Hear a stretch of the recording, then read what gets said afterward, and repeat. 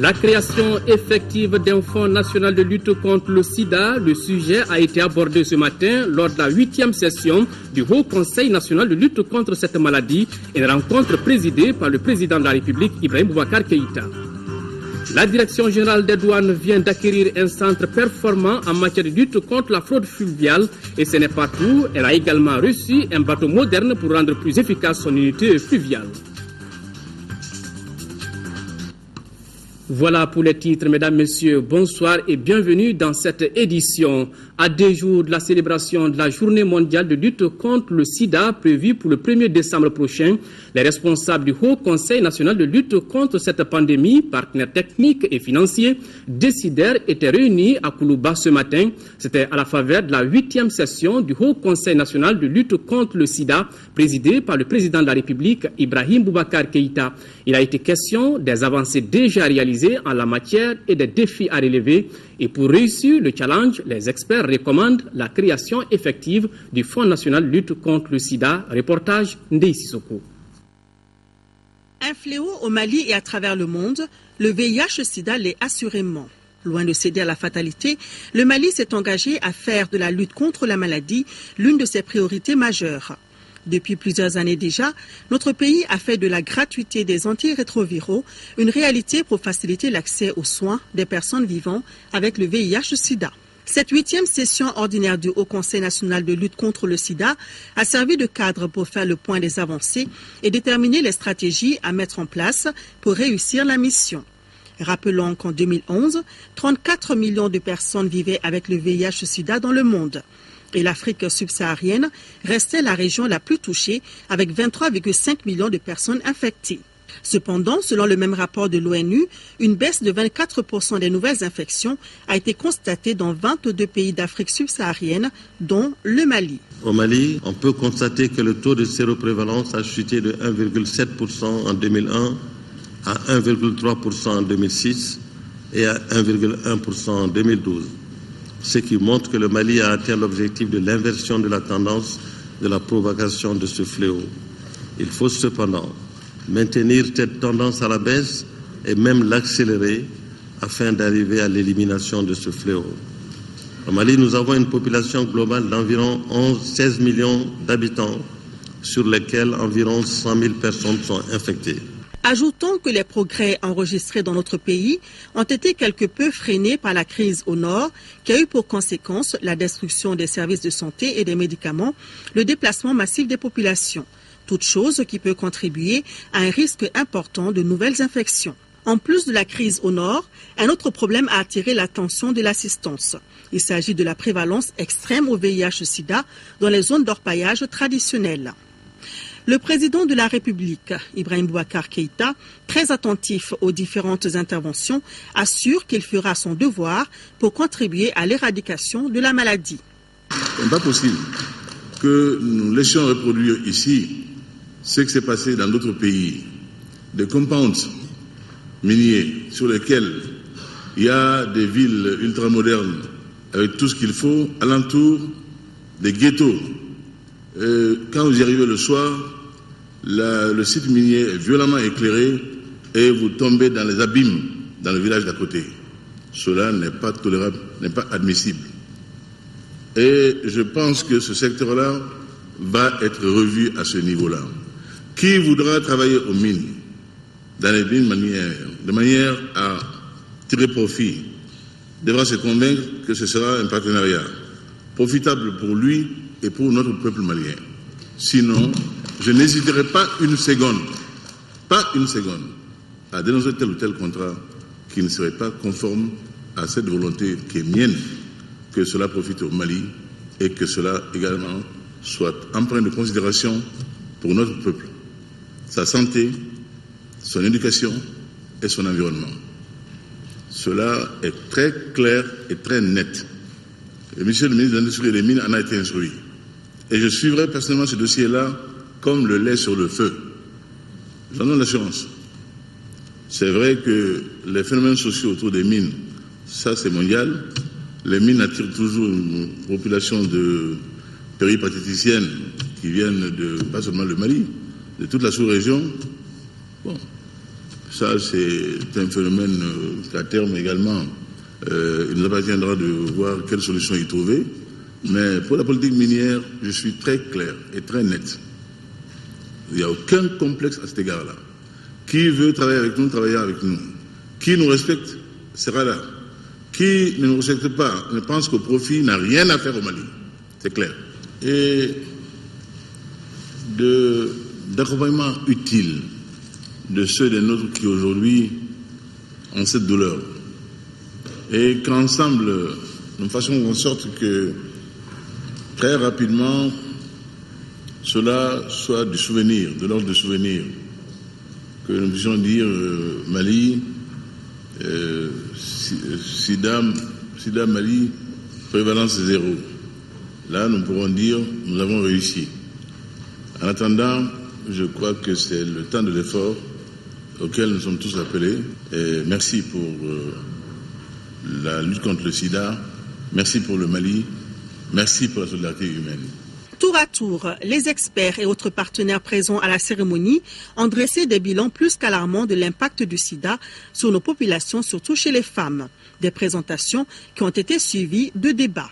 Bénéficiant des contributions de l'État, de la Banque mondiale, du Fonds mondial et de la BAD, le Haut Conseil national de lutte contre le sida insiste sur la création effective du Fonds national de lutte contre le sida et l'organisation dans les mois à venir d'une table ronde des bailleurs de fonds pour une meilleure efficacité dans la lutte contre la maladie.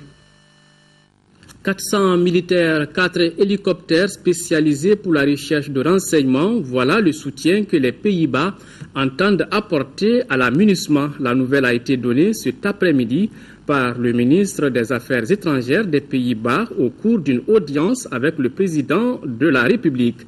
Voilà, nous restons toujours avec le ministre néerlandais des Pays-Bas, qui a eu une séance de travail avec le ministre malien de la Défense et des anciens combattants. Les échanges ont porté sur la mise en place d'une armée professionnelle et notamment la formation de notre armée. Et dans quelques instants, nous allons retrouver le reportage de Bourama Traoré. Mais nous voyons ici l'entretien que le ministre a eu avec le président de la République. Voilà, nous restons avec le ministre néerlandais des Affaires étrangères qui a eu une séance de travail avec le ministre malien de la Défense et des anciens combattants. Les échanges ont porté sur la mise en place d'une armée professionnelle et républicaine à travers la formation. Nous retrouvons le reportage de Bourama Traoré. D'abord, les ministres néerlandais en charge des affaires étrangères et de la défense ont reçu des honneurs militaires. Ensuite, ils se sont retrouvés avec leur homologue malien Soumeilou Boubé Maïga pour une séance de travail. La rencontre qui va durer une quarantaine de minutes s'achève sur une décision du Pays-Bas d'envoyer près de 380 soldats au Mali dans le cadre de la MINUSMA. Parce que nous sentons une responsabilité pour la sécurité et le développement du peuple malien. Nous souhaitons contribuer à une situation où le Mali redevienne ce pays de prospérité et de paix qu'il a été depuis très très longtemps. Les 380 soldats néerlandais vont donc renforcer la capacité de la MINUSMA. Cette force internationale a besoin de plus de 12 000 hommes pour mener à bien sa mission de stabilisation et de lutte contre le terrorisme au Mali.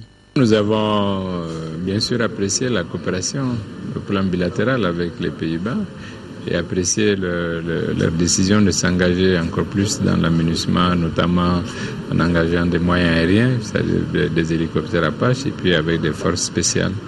Et nous avons souhaité que cet engagement contribue à renforcer les capacités de la MINUSMA, donc par voie de conséquence, notre propre capacité, et puis puisse s'intégrer dans une coopération encore plus étroite avec les forces internationales pour faire face aux groupes terroristes et mafieux qui constituent la menace fondamentale pour nous tous. Un dernier point, nous avons aussi estimé et convenu que à travers la coopération avec la MINUSMA, nous allons aussi développer nos relations bilatérales avec les Pays-Bas. Entre le Mali et les Pays-Bas, c'est une coopération vieille de plus de 40 ans.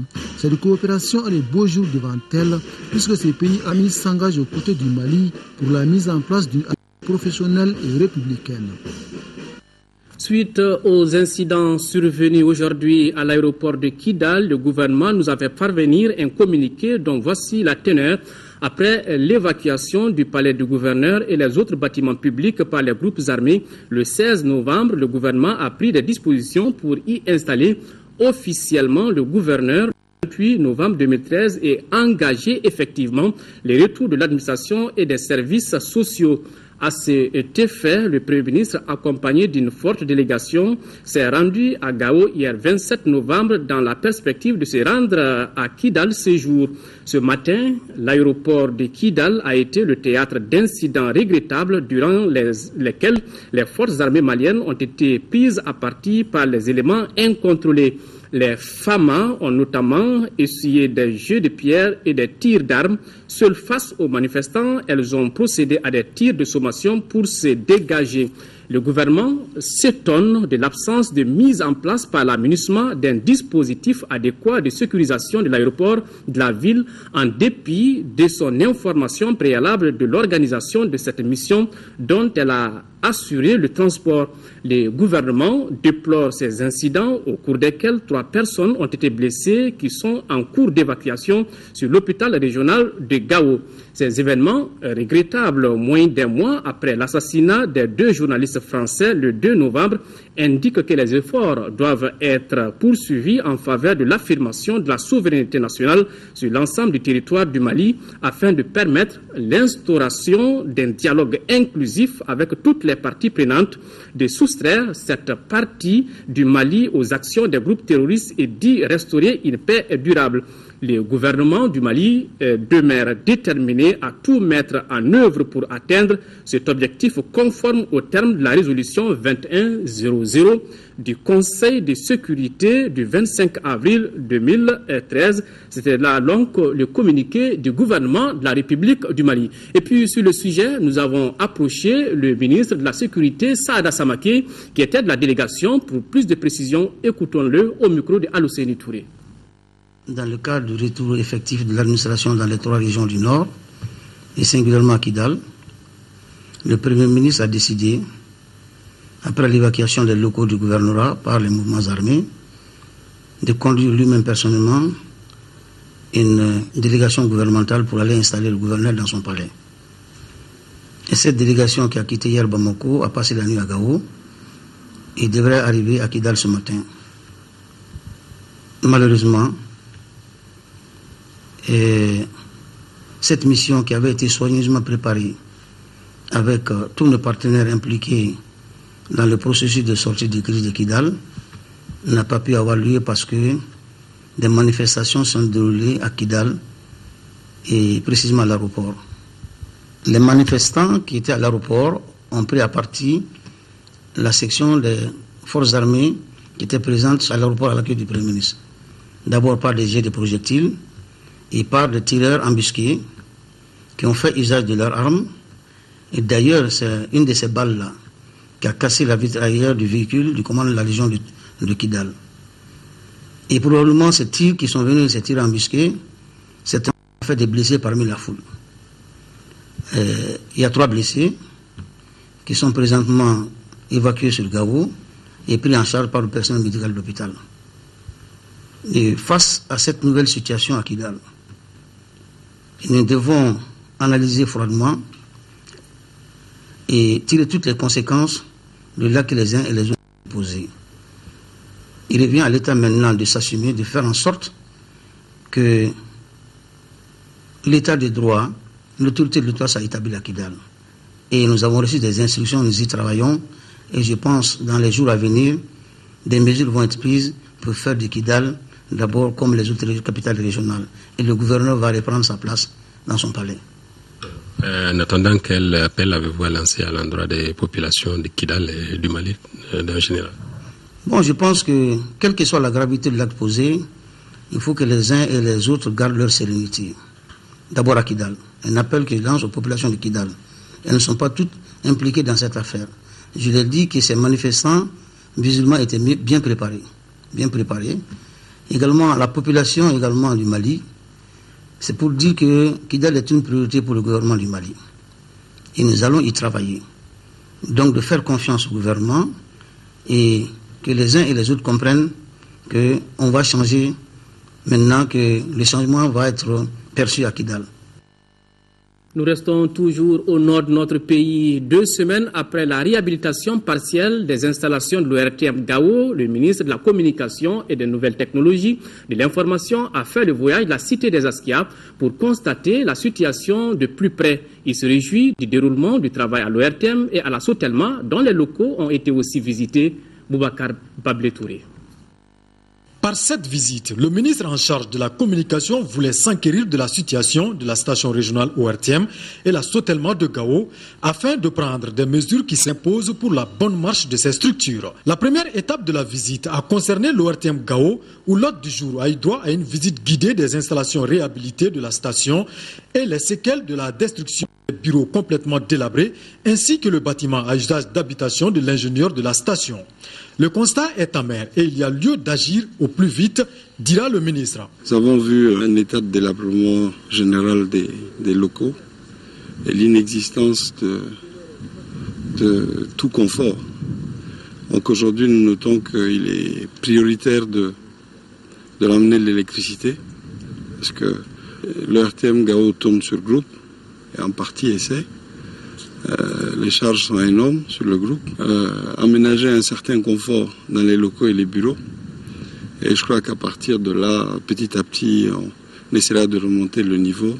Après l'ORTM Gao, cap sur la Sotelma.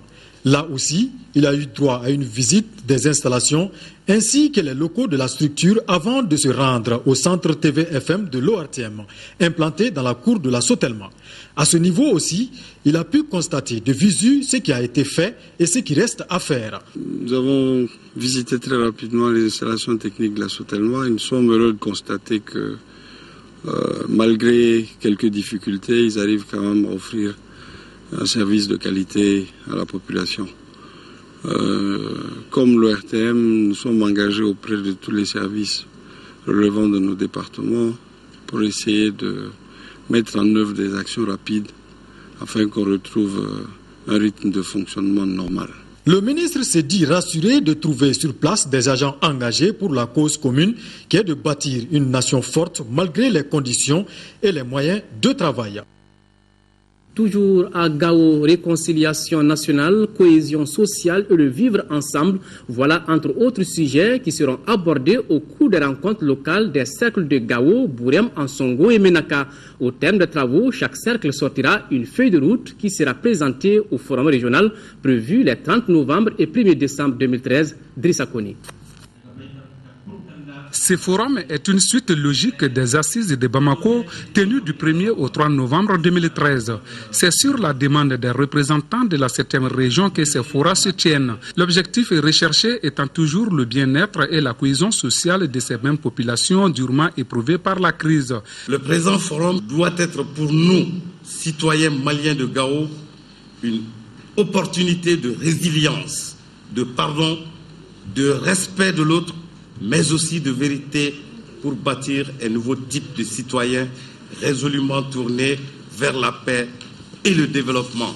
Les recommandations des assises de Bamako, dont une lecture a été faite, serviront de base aux travaux des groupes qui statueront sur 3 thèmes, à savoir la réconciliation nationale, cohésion sociale et vivre ensemble, gouvernance locale et décentralisation et le développement accéléré de la région. Mais pour ce forum local, il s'agit d'adapter ces termes de référence aux contextes locaux. Il s'agit donc pour les participants de nous sortir une feuille de route qui nous permet d'aller vers la réconciliation et le développement de la région de Gao. Pour avoir vécu cette crise, chaque communauté doit s'exercer pleinement à l'ébauche des solutions durables, dira le préfet. C'est au même moment que ces forats se tiennent dans les cercles de Bourem, Ansongo et Menaka. À l'issue des travaux, chacune des localités présentera une feuille de route pour servir le forum régional prévu le 30 novembre et le 1er décembre 2013 à Gao.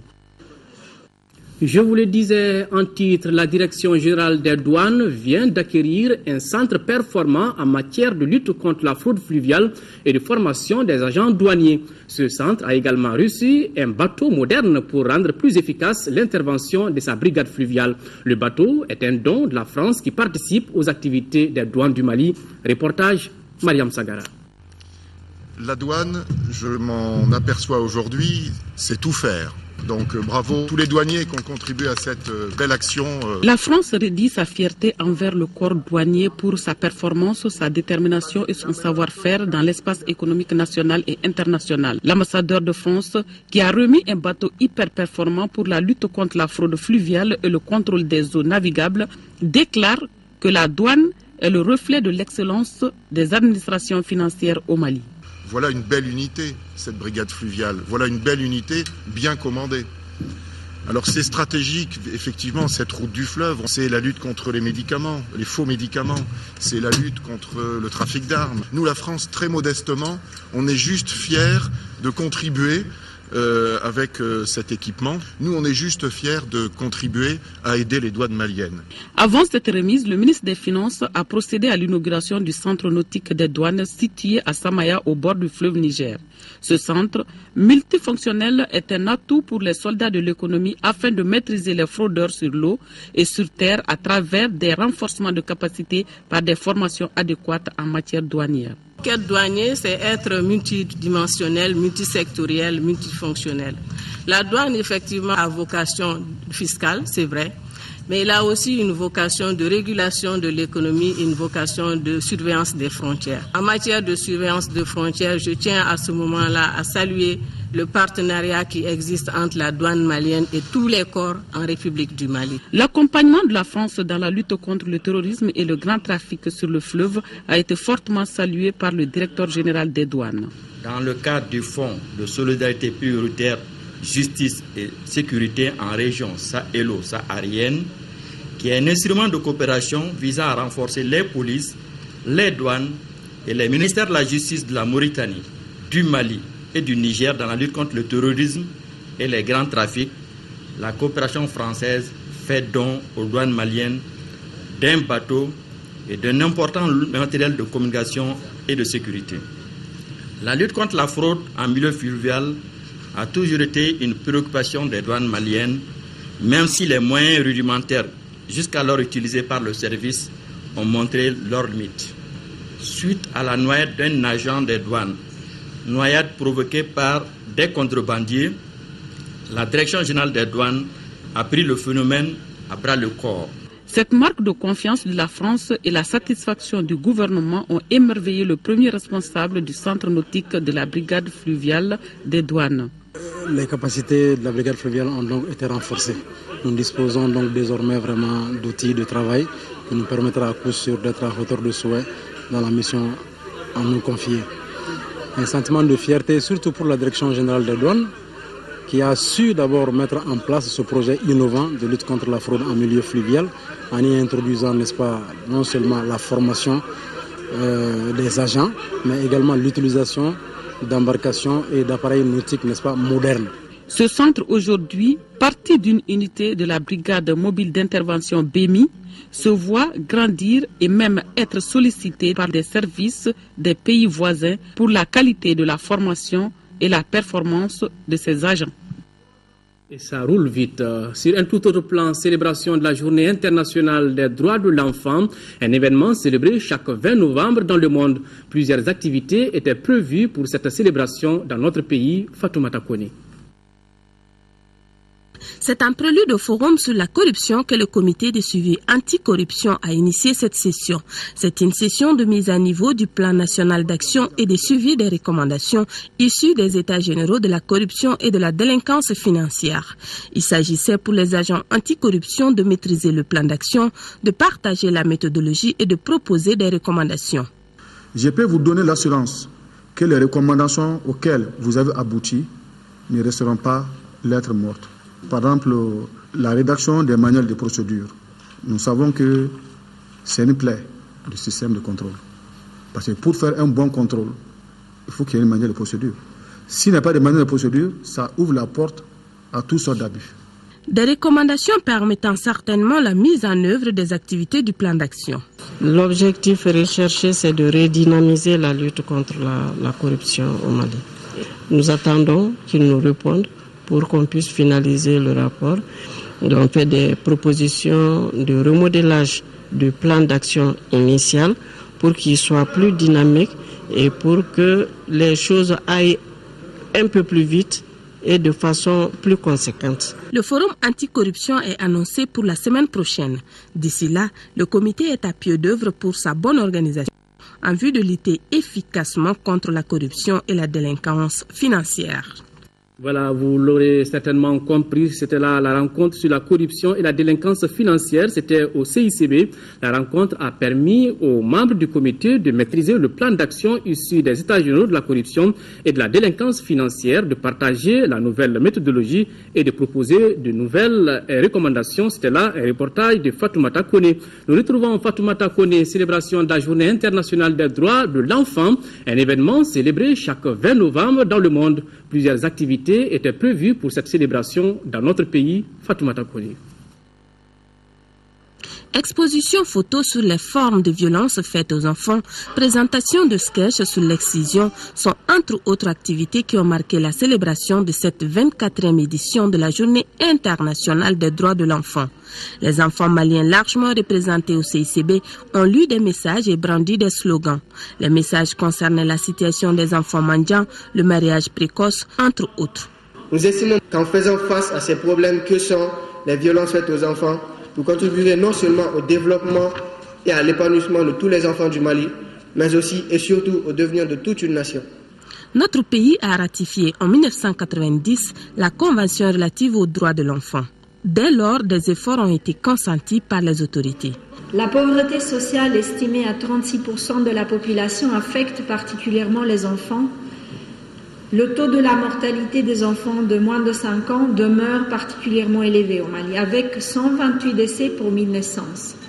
La malnutrition est la première cause de mortalité infantile. Et 20% des enfants naissent déjà avec une insuffisance pondérale. C'est énorme. Mon département a identifié des actions, la finalisation et l'adoption du document d'une politique nationale de promotion et de protection des droits de l'enfant et son premier plan d'action 2014-2018.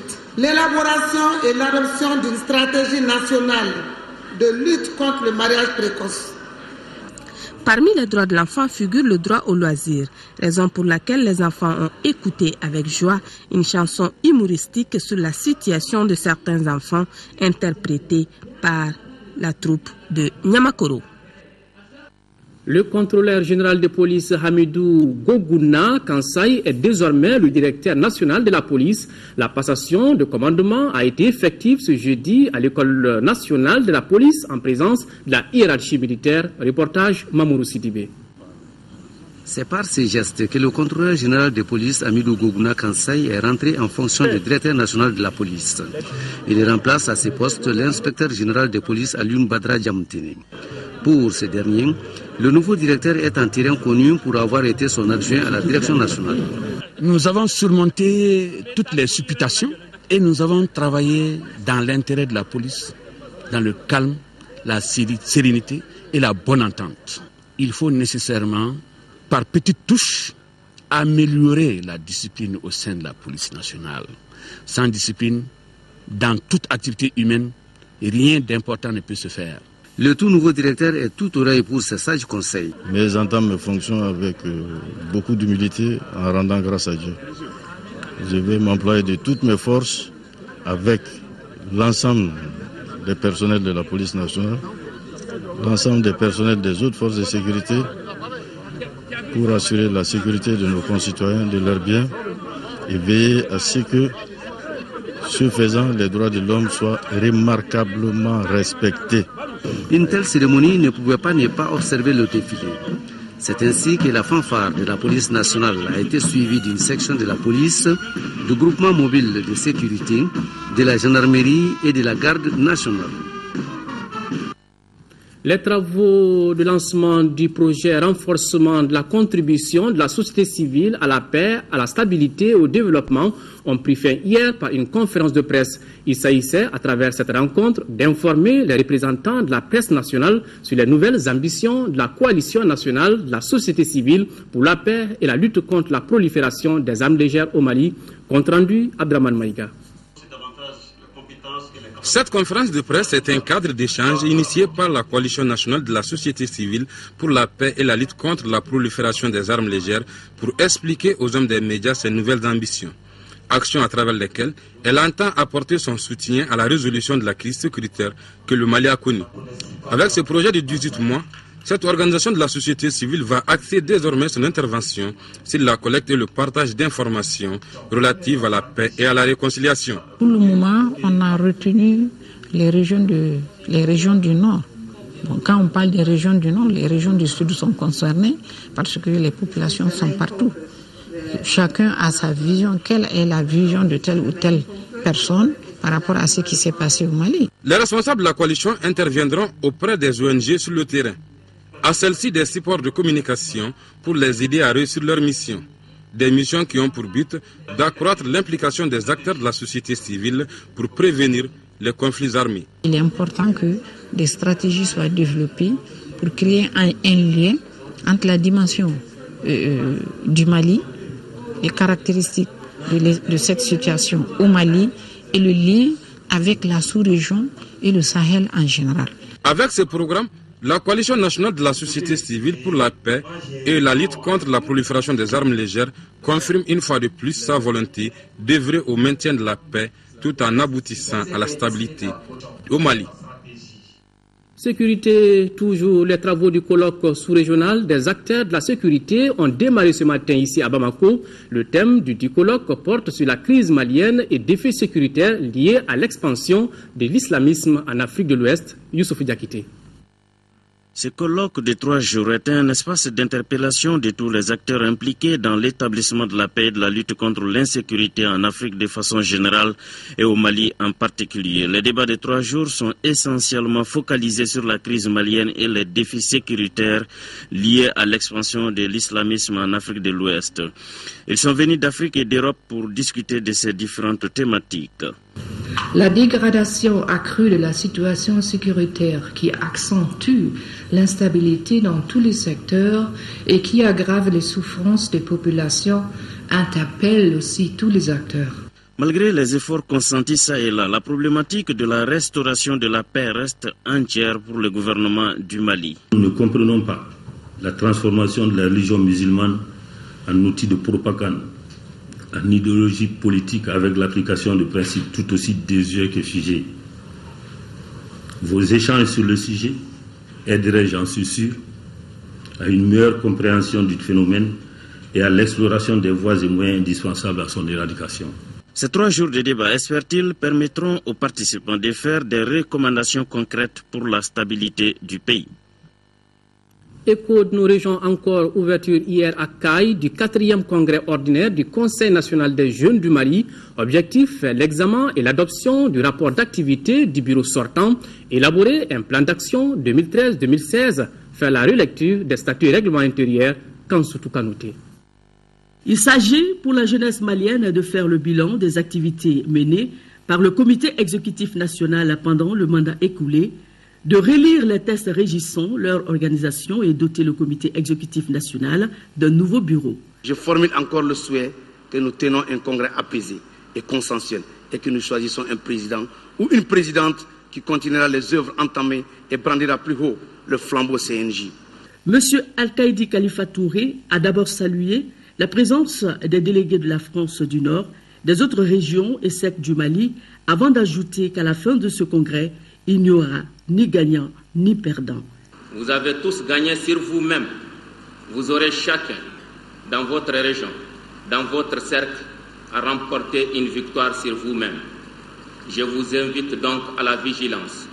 Soyez plus que jamais les soldats, les combattants de la cause nationale et surtout de la jeunesse malienne, en réussissant un congrès apaisé. Vous devez choisir des hommes et des femmes responsables capables de vous représenter sur l'échiquier national et international. Des jeunes capables de se placer au-dessus de la mêlée, des jeunes susceptibles de servir la nation et la jeunesse malienne. Le représentant du maire de la commune urbaine de Caille, Draman Nassi, s'est dit touché de cet événement des jeunes à Caille, avant d'ajouter que tout ce qui concerne les jeunes les interpelle tous. Et au nom du maire de la commune urbaine de Caille, il a souhaité plein succès au 4e congrès ordinaire à Caille. 300 millions de francs CFA, c'est l'enveloppe financière que l'État malien et la coopération suisse ont débloquée pour la réhabilitation et l'équipement des bureaux et logements du centre d'animation pédagogique et de l'académie d'enseignement de Tombouctou. Ces infrastructures ainsi rénovées permettront d'améliorer les conditions de travail du personnel. C'est ce que nous dit Yaya Tandina. À Tombouctou, l'heure est à la reconstruction. C'est un nouveau bâtiment illustre toute la détermination des plus hautes autorités à gagner le pari de l'éducation dans le nord du Mali. Ainsi, les bureaux et les logements du CAP et ceux de l'Académie d'enseignement ont été réhabilités et équipés grâce à l'appui financier de l'État malien et de la coopération suisse. Nous venons de recevoir les locaux réhabilités par la coopération suisse de l'Académie et du CAP pour un montant d'environ 44 millions. L'État aussi pour avoir débloqué jusqu'à 250 millions pour équiper l'ensemble des CAP de la région et de la direction régionale. Les bénéficiaires s'en réjouissent et s'engagent à relever le défi tout en faisant une utilisation judicieuse de ces investissements. Une satisfaction avec les partenaires, notamment la coopération suisse, pour nous avoir accompagnés. En plus, je vais ajouter l'équipement que le budget d'État a pu nous accompagner pour tous les CAP et l'académie qui est là par rapport à tout ce que nous avons. Je vous rassure que ce travail nous permettra d'aller plus en avant pour une réalisation de l'éducation dans la région de Tombouctou. Ces bureaux et logements ont été réalisés grâce à l'expertise des entreprises locales Metal Bahaman et Emet Construction. Autre chiffre, 2271 déplacés des régions de Tombouctou et Gao s'apprêtent à rejoindre leur domicile. Il s'agit des déplacés qui ont séjourné dans les régions de Mopti, Koulikoro et Ségou et dans le district de Bamako. Ce retour est organisé par le ministère du Travail, des Affaires sociales et humanitaires. Reportage à Ramata Konaté. Souleymane Touré, un quadragénaire handicapé visuel, fait partie des 2271 déplacés qui ont décidé de rejoindre leur domicile. Ce jardinier, avant l'occupation du nord du Mali, signe son retour après 19 mois de séjour à Bamako. Il se dit content de pouvoir y retourner avec ses neveux. Je suis heureux de retourner chez moi parce qu'avec l'absence, c'est dur. Mais aujourd'hui, avec l'occasion du ministère du Développement et Action sociale, je profite pour retourner chez moi, à Gao, précisément à Batal de mon village natal. Ce deuxième convoi de retour volontaire regroupe les déplacés des régions de Tombouctou et Gao, notamment ceux qui résidaient à Koulikoro, Ségou, Mopti et dans le district de Bamako. Pour cette opération, 23 cars ont été mobilisés. Le coût total, par exemple, de transport de bus a coûté à 35 millions. L'affrètement de ces bus qui doivent amener les déplacés jusqu'à Mopti. Deux autres doivent continuer à Gao. À côté de ce tableau se dressent des difficultés comme le refus de partir de certains déplacés suite au manque de financement dès le départ. Au dire du conseiller Thiam, des kits alimentaires seront remis aux déplacés de retour volontaire une fois arrivés à destination. Une délégation de l'Assemblée nationale avec à sa tête le président de l'intercommission a effectué une visite de terrain hier sur les différentes réalisations du PCDA. La visite intervient dans le cadre d'un nouveau financement accordé au programme Compétitivité et Diversification agricole par la Banque mondiale Garibou Pérou. La Banque mondiale vient d'accorder au programme Compétitivité et Diversification agricole un prêt sans intérêt de 20 millions de dollars pour 2 ans. Avant la ratification de cet accord de financement, l'Assemblée nationale du Mali décide d'abord de faire la connaissance des activités menées par le PCDA. Et la meilleure façon de contrôler pour elle, c'est une visite de terrain. C'est un signe de responsabilité qu'on vient de donner à notre entreprise. Donc moi, je suis très heureuse. Et pourquoi ne pas même ériger PCDA en agence d'exécution pour piloter des projets comme ça? Parce que vous voyez, au Brésil, c'est l'agriculture familiale qui a tiré l'économie vers le haut. 4 sites ont été visités par la délégation. Le premier site est celui de Keita Frankali, situé sur la route de Koulikoro, est une production intensive de la papaye solo, irriguée par le système goutte à goutte. Ensuite, 2 unités de transformation des produits locaux à Bamako et le dernier, la serre multi-chapelle, une technique de production de tomates qu'Amadou Sidibé expérimente à Katibougou. On ne peut plus avoir de commentaires pour demander que ce projet soit appuyé Nous sommes très fiers de ce projet. L'innovation, l'amélioration, les infrastructures, la coordination et l'accès au financement sont les composantes du PCDA. À travers ces composantes, le programme vise à contribuer à l'accroissement et à la diversification des revenus et des opportunités économiques en milieu rural. En attendant donc le 5 décembre prochain, date de la ratification de l'accord de financement, les acteurs du secteur agroalimentaire peuvent déjà se préparer. Se préparer pour nouer un partenariat avec le programme Compétitivité et Diversification agricole. Voilà, des tomates bien mûres. Monde agricole toujours, l'Union nationale des coopératives, des planteurs et maraîchers du Mali lance un projet d'expertise des effets de la crise sur les activités de développement qu'elle mène. Le projet, qui va durer 1 an avec un budget de plus de 27 millions de francs CFA, va essayer d'analyser tous les problèmes que connaissent les membres des coopératives des localités touchées par la crise sécuritaire dans notre pays. Reportage Adama Koulibaly. Ce projet de l'Union des coopératives des planteurs et maraîchers du Mali qui vient d'être lancé est un appui du programme destiné aux organisations de la société civile. Le projet va durer 12 mois avec un montant de 27 315 995 francs CFA, somme cofinancée par l'Union européenne, le Danemark, la Suède, la Suisse et le Canada.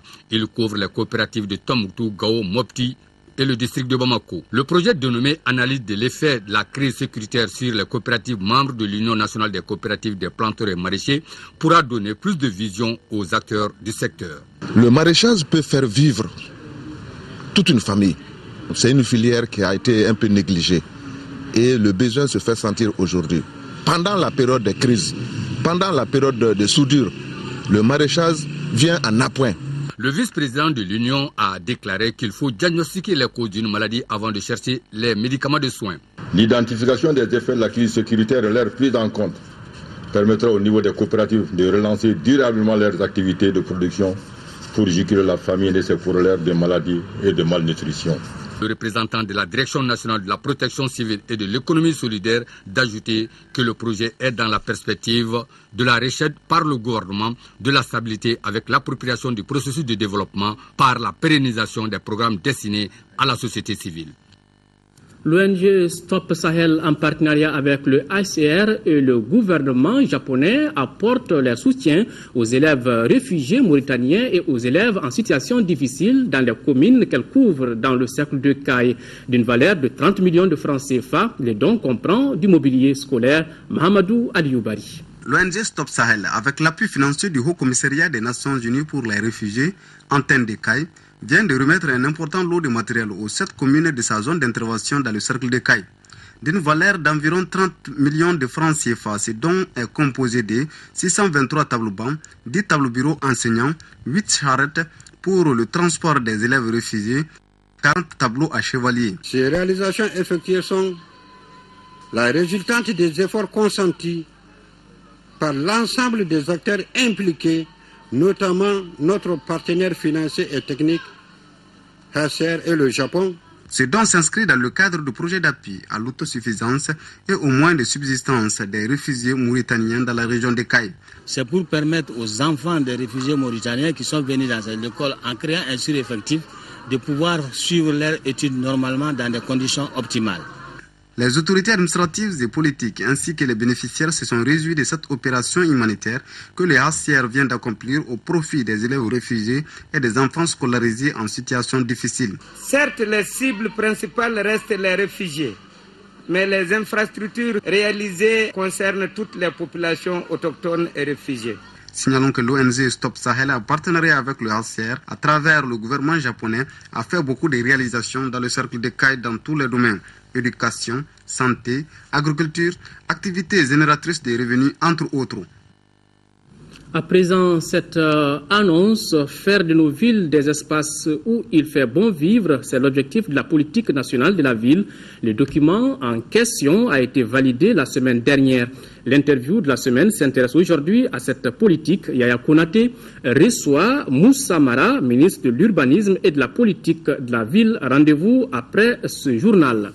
Page noire de cette édition, l'ancien président de la Cour constitutionnelle, Salif Kanouté, nous a quittés hier à l'âge de 79 ans. Ces obsèques ont eu lieu aujourd'hui à Lafiabougou, en présence des parents, amis et anciens collaborateurs. Reportage Nando Dambélé.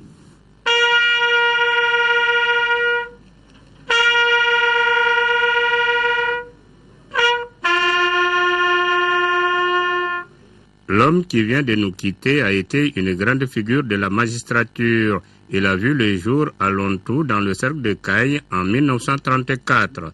Après les études primaires et fondamentales à Caille-Kasso, il poursuit ses études secondaires au lycée Terrasson de Fougères, actuel lycée Askia Mohamed, puis au lycée de la Fosse de Dakar au Sénégal.